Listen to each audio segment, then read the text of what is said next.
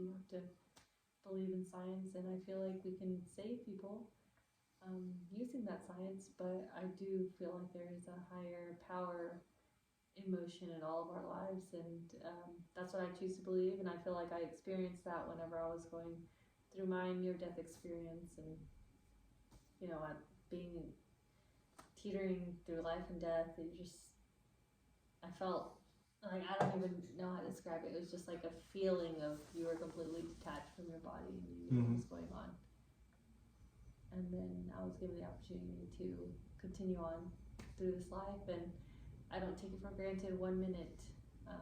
And I feel like that's why I'm such a happy person, because I'm like, man, every day is a freaking gift. I wake up and I'm like, it's awesome. I get another day, That's how everybody should feel, but people who haven't had that happen, like I've never really had it happen, you just take it for granted. So yeah, see, I don't. I just, every single day I'm like, God, I get to see my kid today. Like, that is just amazing, because I just remember how scared I was that I was never going to see my kid again. Do you ever feel like God is like the best? Obviously you have a completely different perspective than most people, but do you ever feel like God is beyond our comprehension and that helps explain some of it? Oh yeah, definitely. I mean, there's some things that can't be explained, and there's some things that we've tried to explain and then we're just utterly wrong about, or just misguided on. I mean, science can only go so far, and we can only comprehend so much. If we don't have all the information, then we can't even begin to really process it correctly. So definitely think that there's some things that are unknown, and things that we will never understand.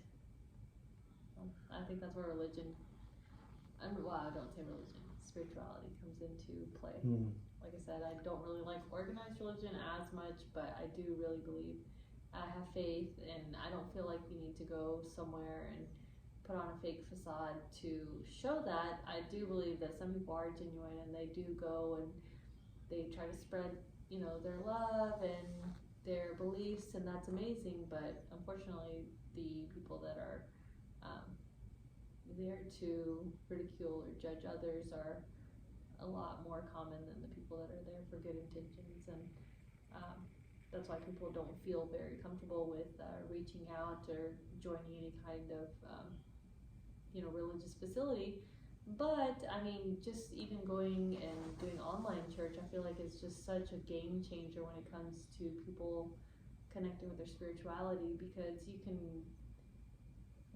scour the internet for different services and pick out whichever place you feel more connected to, and whatever pastor that fits your needs, and you don't ever have to leave the comfort of your own house. So I feel like people saying, oh, well, you need to go to church, it's not as much of a big deal anymore, just because of the opportunities through technology. I guess the only thing I have to say about that in the comment is, when you've been in really great churches, I'm sure you felt this, but there's this energy. Yeah. It's even like being at like a really good baseball game, like professional baseball game, when your team's winning, like this camaraderie and energy, and you all have the same intent, and you're appreciating what's going on together. There's just something in the air. I don't know if you can get that remotely. Maybe you can. I've never tried it. I've actually never tried remote church much. I definitely feel like you should feel revitalized after hearing, like, just motivated, like you feel like you can take on the world, Yeah. I feel like you should have a sense of purpose whenever you do, leave that church service. But yeah, I mean, I feel like I watched services for a little while. I joined a church whenever I moved, and that was amazing, and I loved that church. So whenever I moved back, instead of joining another church here, just because I'd had that bad experience, which I feel like it's just small town, mentality, then I still kept going virtually to the church that I went to. It was Zayo Church, and I really, really liked them a lot, and I continued to watch all of their, shows or weekly broadcasting, and I freaking loved it. And it's what I needed, and I did feel re-energized.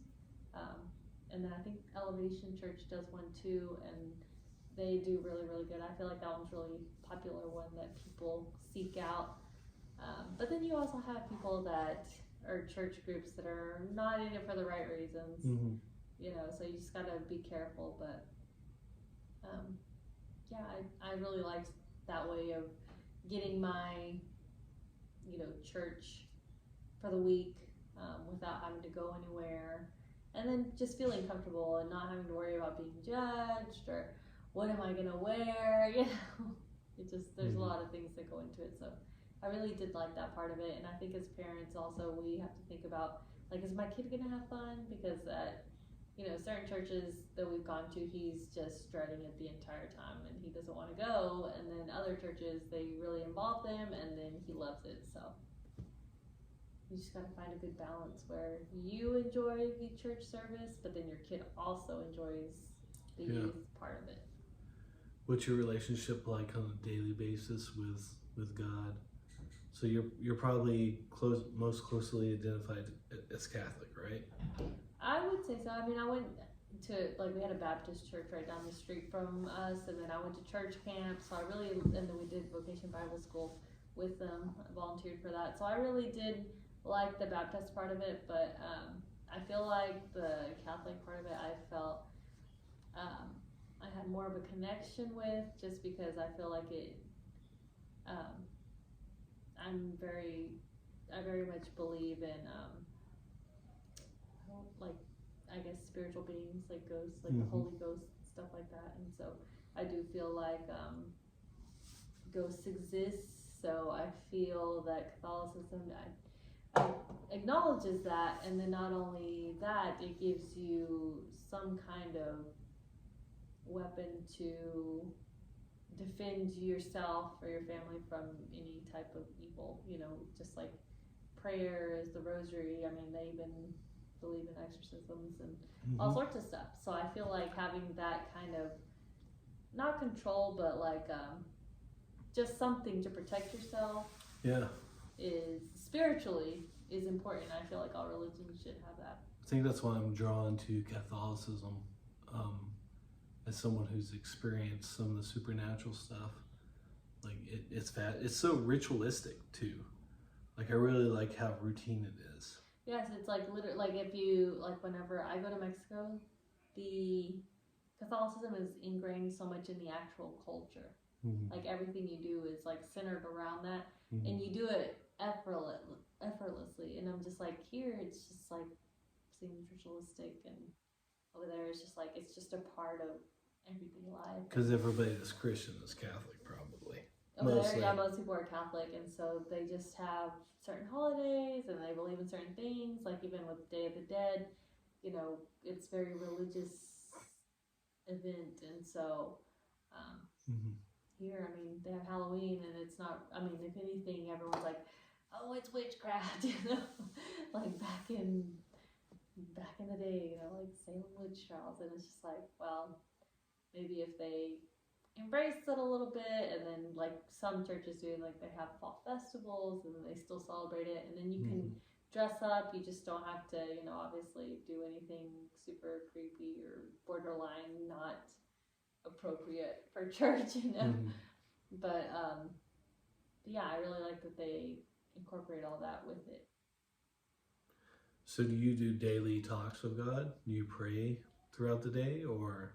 I probably should more. I haven't as much, but it's more than anything is that I just overthink and I talk to myself 24/7, and so I don't have one-on-one talks as much as I should or I used to. And that's one reason why, like, I had been doing good and watching like the online church and everything had been going good, but now I have felt like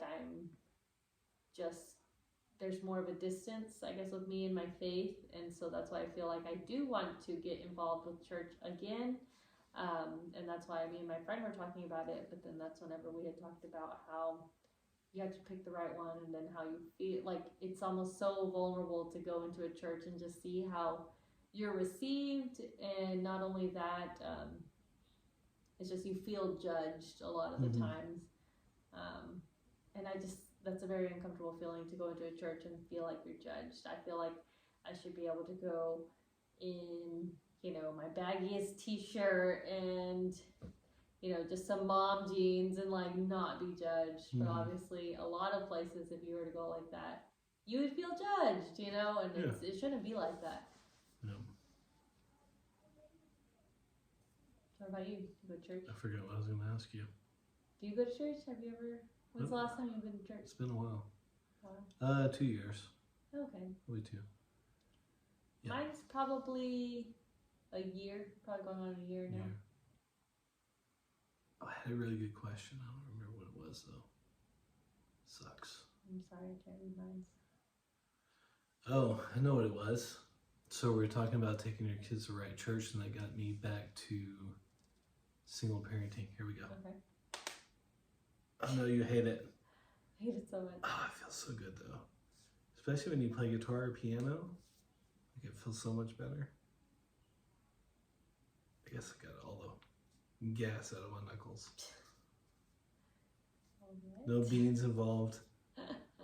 That's all it is. You know that, right? Yes, I know that. I know You're a basic nurse. science. You're a nurse. I literally said nothing.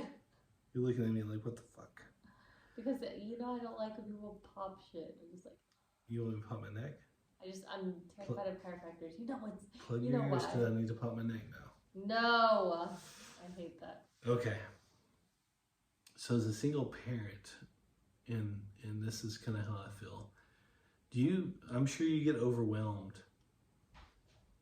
I'm trying to think of how to put this, and I'll probably still cuss, but like as a primary single parent, with the other parent not being super involved, and they live with you, even more so in your case, do you ever worry and feel like the weight of the world is on your shoulders to not, like, don't fuck this kid up?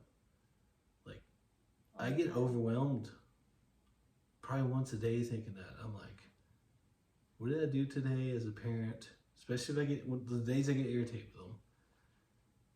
And then I think back to my childhood, and I'm like, no, my irritation is pretty mild compared to what I went through. But it doesn't mean it's okay. Like if I lose my shit on them, which I try not to, and I usually don't. But do you ever feel like, hey, it's completely the weight of the world on my shoulders not to mess, in my case, it's 2 kids up? Yeah. You feel that? I'm sure you do. No, yeah, definitely. And I bet with 2 kids, it's even worse because It is. each one interprets things a different way. And so what's traumatizing for one might not be traumatizing for the other. And I feel like that's really apparent, especially with me and my twin even being brought up. We're so similar.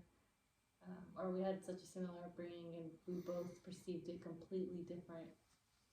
And You hear we that had a the lot. same friends, and went to the same school, and her experience was completely different than mine, and it's all about perspective. At the end of the day, I think we need to teach our kids resilience, and so it doesn't matter, like I feel like at the end of the day, we tell them, hey, I'm human, I make mistakes, and you're vulnerable with them, and you let them know that, and then you just let them know that I'm not going to be perfect every single day.